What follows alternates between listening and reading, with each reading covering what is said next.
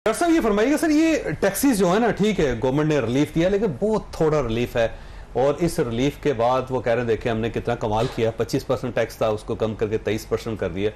Tax लेना चाहिए, आप बेशक 40% टैक्स ले लें, लेकिन उसके बाद कुछ दे भी तो सही ना उस बंदे को, कि उसके बजाय उसको बाकायदा आप थोड़ा सा क्रूर सा वर्ड है, बाकायदा चित्र भी मार रहे हैं साथ कुछ ना कुछ यार, चलो दवाई दे दें उस आदमी को, एजुकेशन दे दें उसको, सिक्योरिटी दे दें, कुछ ठंडी हवाई दे दें, कुछ थपकी दे दें उसको। देखिए चौधरी साहब, इसमें जैसा कि मैंने कहा कि ज़हनी तौर पे तो मुझे ये 2.5% रिलीफ भी पॉसिबल नहीं लग रहा था कि 2.5% टैक्स रिलीफ सैलरी क्लास को मिल जाएगा, लेकिन ये जो सिंबॉलिक रिलीफ ही सही, मेरा ख्याल है कि step towards right direction.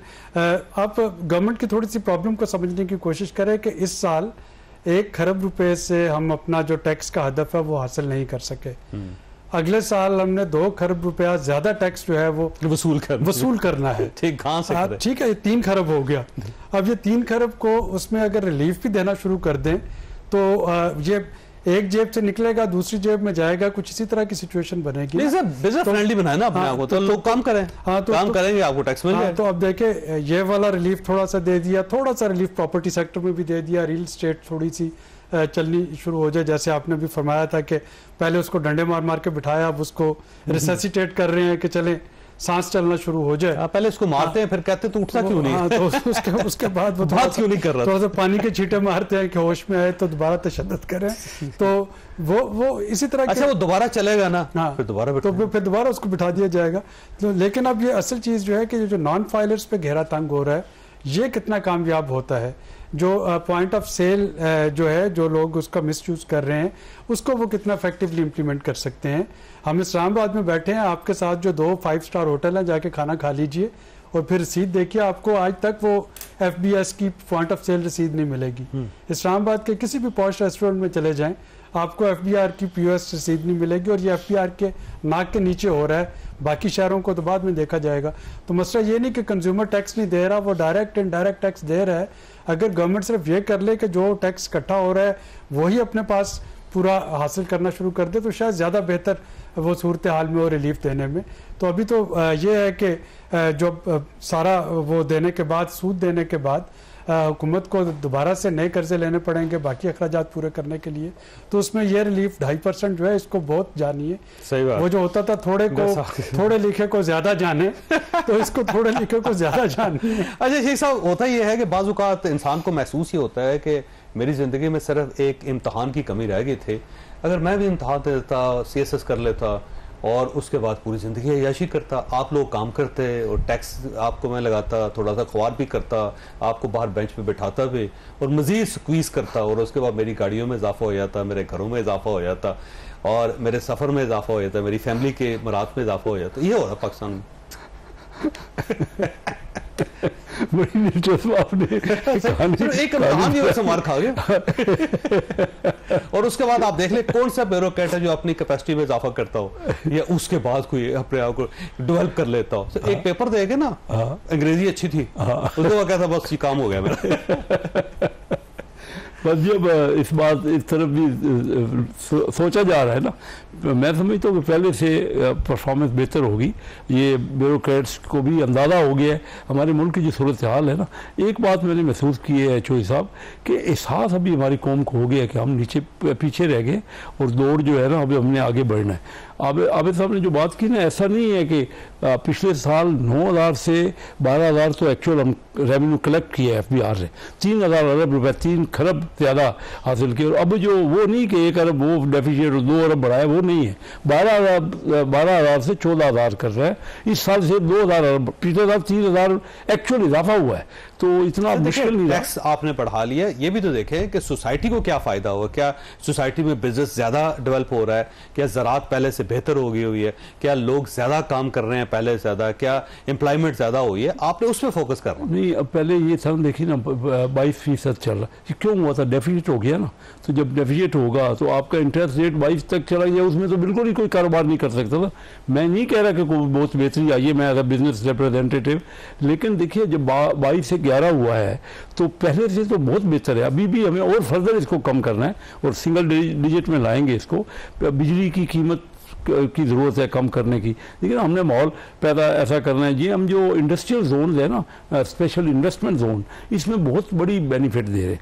Fade में क्या है, हमारे अपने चंडीगढ़ से मेरे कोई 40 मिनट का फासला है शहर से, अब मैं कह रहा हूँ कि बहुत बड़ा इंडस्ट्रियल जोन है, उसमें बिल्कुल इनकम टैक्स 10 साल की IMF अलाउ नहीं करता था, लेकिन हमने उनसे लड़ झगड़ के कहा कि क्योंकि हमने पहले से कहा हुआ है इसको हम खत्म नहीं कर सकते, नया उन्होंने कहा 2035 के बाद हम इनकम टैक्स की कोई रिलीफ नहीं देंगे। तो इस वक्त इंसेंटिव्स हैं काफ़ी नए इन्वेस्टर्स के लिए, और उस पर मशीनरी पे भी जीरो है, और ये मैं समझता हूँ कि लोग इसका फ़ायदा उठाएंगे। 1 करोड़ रुपए एकड़ ज़मीन है, हालांकि कराची में मैं रहता हूँ, करंगी में 30-40 करोड़ रुपए एकड़ ज़मीन, तो बाद जगह हमें बेनिफिट्स हैं, हमने उसका बेनिफिट को अवेल करना है। अब जो बिजनेस कम्युनिटी है ना जी, उसको मुश्किलात से गुजरी है, कोई इतने बड़े जो टैक्स के रेट भी बहुत ज़्यादा हो गए, हमारे कॉरपोरेट थोड़ा कम हो रहा है, अगले 5 सालों में फाइनेंस मिनिस्टर साहब ने कहा है कि बतदरीज कम करेंगे, हालात बेहतर हो रहे हैं, पहले से हालात बेहतरी की तरफ जा रहे हैं। अभी इवेंचुअली आप देखें ग्रोथ बढ़ेगी इस साल, हमने 4.5 या कुछ 7 क्या रखी है जी, 4.7 है सर, हासिल नहीं हो पाएगी जो भी टारगेट रखा है, ये 300 टारगेट है ना, इंशाल्लाह हासिल करेंगे, कोशिश करेंगे। मैं सिर्फ वन लाइनर ऐड करना चाह रहा हूँ टैक्सेस पे, डॉक्टर साहब की तरफ आप जाने से पहले। प्राइवेटाइजेशन का जो टोटल प्रोसीड रखी गई है बजट में, वो 87 अरब रुपए रखी गई है। इसका मतलब है कि PIA और स्टील मिल और बाकी सब चीजों की प्राइवेटाइजेशन को हम इस माली साल में, अगले में भी भूल जाएं। तो आपके टैक्स जो हैं, आप पूछ रहे हैं कि टैक्स कहाँ जा रहे हैं, तो टैक्स जो है वो तो इन्हीं जो लॉस मेकिंग एंटरप्राइजेज है, इनके लॉसेस पूरे करने में जा रहे हैं।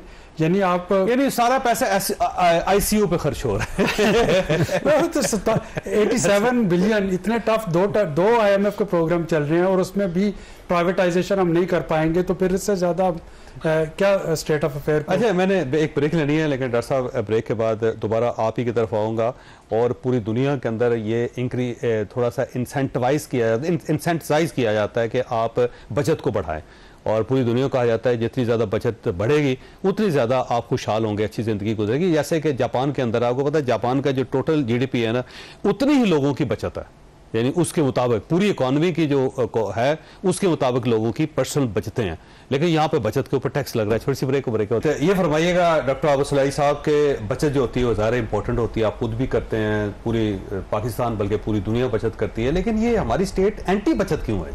देखें ना जी, बचत करवाने की पॉलिसी आपको दे दी कि छोटी गाड़ियों पर टैक्स 5% बढ़ा दिया, आप मोटरसाइकिल पे रहे हैं, आप क्यों गाड़ी पे जाना चाह रहे हैं?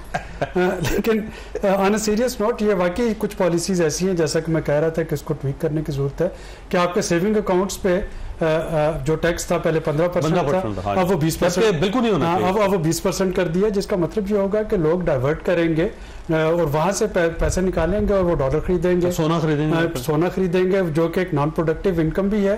प्लस ये होगा कि उससे डॉलर पे प्रेशर आएगा, रुपए उसकी डिमांड बढ़ेगी, रुपए की कदर पे प्रेशर आएगा।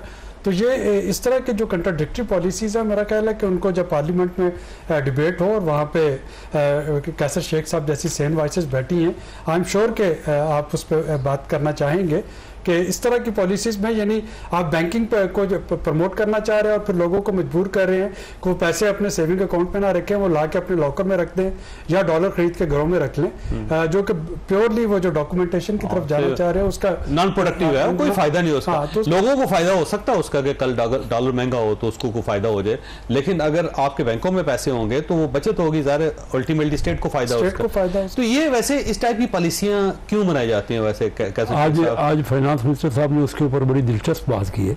उनका जी जो गोल्फ खेल रहा है उसको तो आप 15% मुफ्त का दे रहे हैं, और जो कारोबार कर रहा है उसके ऊपर आपने ज़्यादा टैक्स लगाया हुआ है। बिजनेस तो ये भी एक बात ये कह रहे सोने की तरफ से, ये भी तो हो सकता है कि वो पेमेंट जो प्राइवेट बिजनेस में कन्वर्ट हो, जहाँ पे लोग आप फर्ज करें, आप ये कहते हैं 5 करोड़ रुपए तक आपके अगर बचत होगी तो उसके ऊपर 10% टैक्स होगा, उससे ऊपर होगी तो इसका मतलब ये हुआ कि फिर वो बंदा बिजनेस कर रहा है इन्वेस्टमेंट की शक्ल में या बचत की शक्ल में, तो आप उसके ऊपर लगे ना। एक गरीब आदमी जैसे को 30, 40, 50 लाख रुपया इकट्ठा कर लिया इसलिए ताकि उसके अकाउंट में रहे और उसको कुछ ना कुछ फायदा। आपने ये देखा होगा शोई साहब के पीछे 22% इंटरेस्ट रेट था, बंदा अपनी रकम जो है और कुछ नहीं, काम करने की जरूरत ही नहीं, आराम करो, गोल्फ खेलो, जैसे आज फाइनेंस मिनिस्टर साहब ने बजट में खुद बजट जो कैबिनेट की मीटिंग हो रही थी उसमें उन्होंने कहा कि आराम करो और लेते रहो। आप 20% 15% का 20% किया, उन्होंने कहा जी 22% आप लेते रहो, मौज करते रहो, पैसा आपका उधर पड़ा हुआ है, रिस्क भी नहीं है। तो उन्होंने तो ये आज तो जी नहीं। अब सर देखिए, फर्ज करें कि आपके अकाउंट में या डॉक्टर साहब के अकाउंट में 5 करोड़ रुपया पड़ा हुआ है, चले वो 10, 15, 20% उस पे से कमा रहे हैं, चले उससे ये होगा कि इनको फायदा हो रहा है। अब अगर ये 5 करोड़ रुपया निकाल के किसी जगह इन्वेस्ट करते हैं तो कहाँ करें? मैं बता रहा हूँ करेंगे जी, बहुत से बिजनेस एसएमई का बिजनेस है जिसके ऊपर इन्वेस्ट करें। अब ये चौधरी साहब बेहतरीन बिजनेस निकले। पाकिस्तान में जो माहौल बन रहा है ना, आने वाले सालों में देखेंगे बेहतरीन रुक रहे। आप स्टॉक एक्सचेंज ही देख लीजिए, आपका इतना बूमिंग है जिसमें स्टॉक एक्सचेंज में, क्योंकि अभी जो इंडस्ट्री है ना, नई इंडस्ट्री महंगी पड़ रही है, पुरानी इंडस्ट्री को सैचुरेशन पॉइंट पे ना उसको पूरा यूटिलाइज किया जा रहा है।